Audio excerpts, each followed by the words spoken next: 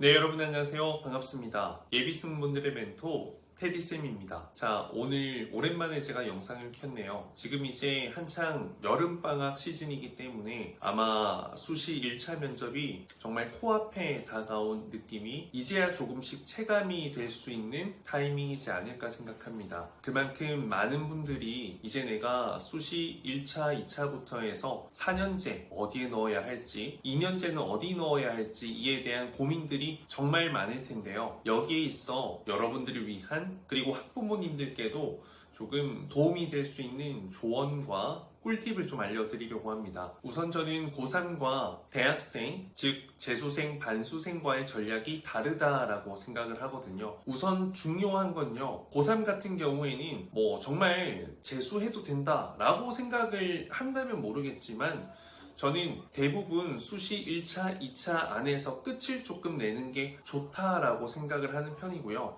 이거는 모두 항공과를 위주로 이제 간다고 했을 때를 가정하고 이야기하는 겁니다. 그리고 재수생의 경우에는 좀 정시까지 가보는 게 조금은 더 마음 편히 가볼 수 있지 않을까라고 생각을 합니다. 일단 올해 입시에서요. 인하공업전문대학을 기준으로 본다면 반수생, 재수생들의 지원율이 가장 높을 수밖에 없는 연도가 될 거고 아마 최근 들어서 가장 역대 높은 경쟁률을 보여줄 거라고 생각해요. 물론 최전성기 때만큼의 경쟁률은 아니지만 최근 코로나 2년, 3년 그 시기보다는 월등히 높을 겁니다. 그만큼 많은 항공사 채용이 열리고 있고 많은 항공과에서 승무원 합격생들이 꾸준히 나오고 있기 때문에 이런 부분은 불가피할 거라고 생각하고요.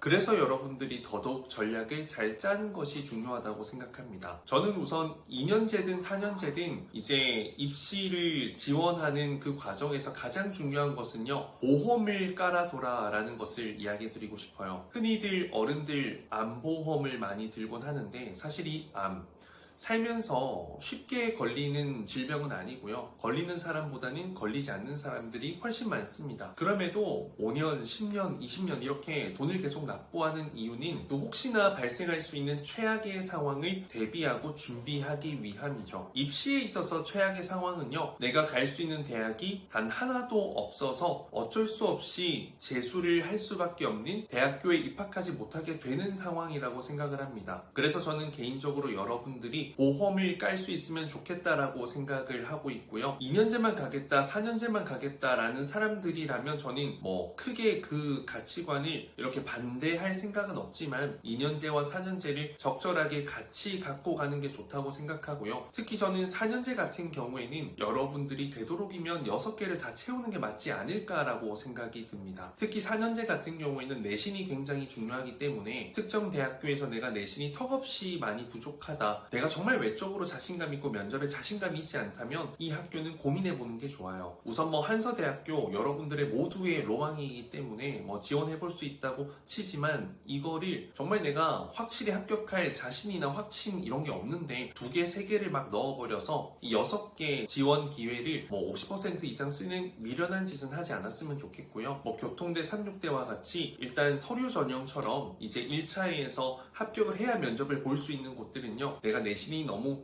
낮고 상향일 때는 조금 지원을 지향하는 것이 좋다고 생각합니다. 4년제도 사실 한서대 특출나게 유명한 곳을 제외하면 사실 거의 비슷비슷해요. 학과의 커리큘럼도 비슷비슷하고 합격생도 비슷비슷하거든요. 2년제도 마찬가지고요. 인하공업전문대학을 제외하고는 다 비슷비슷하죠. 물론 연성대, 부천대, 한양여대, 수가대 조금 더 유명한 것은 사실이지만 실제로 그 밑으로 내려가면 또 다 비슷해요. 그래서 저는 여러분들이 이제 4년제 대학 6개 중에서 2개 정도는 하향을 쓰는 것을 추천하고요. 이제 2년제 같은 경우에도 정시까지 가지 않을 사람들은 하향으로 지원을 1, 2, 3개 정도는 해두는 것이 필요하다. 그런데 이제 제가 이것은 보험처럼 최악의 상황을 대비한 거고요. 또 그냥 그 대비만 하기보다는 내가 정말 원하는 학교 면접 전에 진행하는 학교라면 그곳을 선택해서 먼저 시범 프랙티스 연습을 해보는 것도 굉장히 좋은 전략 중에 하나라고 생각합니다. 그리고 저는 늘 말씀드리지만 항공과만을 지원하기보다는 일반과 1, 2개 정도는 꼭 넣어서 최종적으로는 고민을 해보실 수 있으면 좋을 것 같아요. 늘 다른 영상에서도 많이 말씀드렸지만 어문계열 압도적으로 객실승무원 최종 합격자들이 많고요. 언어는 정말 다양합니다. 그리고 또 국제가 들어간 또 어떤 어떤 무역이 들어간 이런 관련된 전공 상경 계열 쪽도 객실 승무원 합격률이 굉장히 높은 편이고요.